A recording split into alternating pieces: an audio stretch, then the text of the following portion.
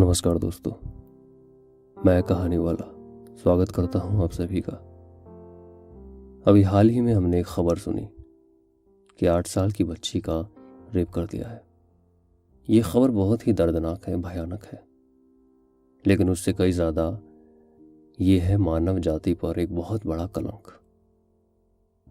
आज जो मैं आप सभी के लिए पढ़ रहा हूं उसको लिखा है द सोशल हाउस के ही एक पोएट तुषार बसरा ने। एक गहरी रात और उभरती सुबह के बीच का समय था। सन्नाटे के गूंजते शोर में रोशनी के नाम पर था तो सिर्फ एक चांद। तभी एक महिला सड़क से गुजर रही थी। वजह कुछ भी हो सकती है, पता नहीं, मगर बेवक्त टहलना भी कोई गुनाह नहीं कि कुछ कदम बाद अचानक उस महिला के सामने एक गाड़ी आ रुकी। वो सहम गई क्योंकि इस वक्त उसे घेरे 5 अनजान मर्द खड़े थे, जिनको देखकर साफ लग रहा था कि उनके इरादे घिनौने बड़े थे। डरी हुई, घबराई हुई, असमंजस से निकलती जब तक उसे दबोच कर गाड़ी में वो हैवान डाल चुके थे। और फिर क्या, वह गाड़ी ने रफ्तार पकड़ी और इस महिला की चीख ने आवाज। उन 5 मर्दों में से एक गाड़ी चला रहा था जो पीछे बैठी उस महिला को देख तो नहीं पा रहा था, मगर उसकी इन चीखों का लुत्फ बेहद शौक से उठा रहा था। बाकी बचे हैवानों ने उस महिला के साथ जितना बुरा हो सकता था किया और 2 घंटे बलात्कार के बाद जहां से उठाया वहीं ला फेंक दिया। इस हश्र के बाद जहां 2 घंटे पहले वो महिला चीख रही थी, अब सड़क पर पड़ी वो बेहोशी में खुलकर रो भी नहीं पा रही थी। न जाने क्यों वो बार बार अपने भाई को मदद के लिए बुला रही थी, सांस सांस में हाँफ रही थी। शायद उसकी जिंदगी अब खत्म होने को आ रही थी। सुबह की पहली किरण के साथ ही खबरों में इस दहशत के जिक्र का सिलसिला शुरू हो गया और फिर वही सियासत और मोमबत्तियों का नाटक भी शुरू हो गया। मगर एक शख्स दहशत के साथ अफसोस की आग में जल रहा था। वो सुन बैठा था, ना कुछ सोच पा रहा था, ना कुछ बोल पा रहा था।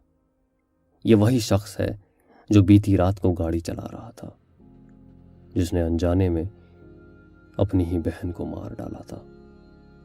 जो आगे बैठ सिर्फ चीखों का लुत्फ उठा रहा था, वो अनजाने में अपनी खुद की बहन का हत्यारा था। ये कहानी लग रही है, हकीकत बन जाएगी कल तक जो ये कहानी लग रही है, क्योंकि बदलाव के नाम पर तो सिर्फ इस देश में मोमबत्तियां जल रही हैं। ये जो हौश की आग में जल रहे हैं, मुझे तो इनका जिक्र करने में भी शर्म आती है। किसी माँ की कोख में शैतान पल रहे हैं, मुझे तो ये बोलते हुए भी शर्म आती है। क्या हश्र कर छोड़ा है इस वतन का इन नौजवानों की भूख ने। मुझे तो इन्हें एक इंसान कहने में भी शर्म आती है। अरे चीख उठता है दिल जब एक 8 साल की बच्ची के रेप की खबर सुनता हूँ। सुन्न हो जाता हूँ जब किसी नाबालिग की हत्या के बारे में पढ़ता हूँ। मेरी कुर्बानी तुझे इंसाफ दिला जाए तो मैं कुर्बान होने को तैयार हूँ आसिफा। इस कलम के सहारे सही, मगर एक भाई के नाते तुझे इंसाफ दिलाने का वादा करता हूँ। क्या हमारा इस सड़कों पर निकलना उस नाबालिग के माँ बाप के अश्क पहुँच रहा है? क्या हमारा चीख कर नारे लगाना उन माँ बाप के दिल तक पहुँच रहा है? या फिर इस मामले को भी हम चंद दिनों में रफा दफा कर देंगे हर बार की तरह? क्या सच में हमारा दिल भी उतना ही तड़प रहा है, रो रहा है, या सिर्फ हर बार की तरह ये तमाशे के तौर पर हो रहा है? पहले ज़ैनब, अब आसिफा। अरे इंसान, तेरी इंसानियत पर थूकने को जी चाहता है। दिन ब दिन ये तेरे गिरते वजूद को आखिर क्या हो रहा है? अरे उठ बेजान इंसान, उठ। तेरा मकसद ये नहीं था। आंखें खोल और देख क्या कर दिया है तूने। तुझे ये सब करना नहीं था, आज बच भी गया, अरे कभी तो मरेगा। दावे से कहता हूं तुझे बनाने वाला खुदा तो बिल्कुल नहीं था। और तेरा भविष्य मैं बताता हूं। तुझ पर 10 साल वकालत चलेगी, तेरी बची जिंदगी हवालात में कटेगी, और अगर 10 साल बाद तुझे फांसी दे भी दी तो इतने में तो मौत तेरे दर पर वैसे ही खड़ी मिलेगी। क्योंकि जब तक तेरी सांस में सांस रहेगी तब तक एक माँ की सांस उखड़ी रहेगी, और जब तक उस माँ को ही तसल्ली नहीं तो बेड़ियां तुझे इतने साल कैद रख क्या खाक उस माँ के साथ इंसाफ करेगी। वैसे भी इस देश ने इंसाफ कौन सा आसानी से दे दिया है किसी बेगुनाह को।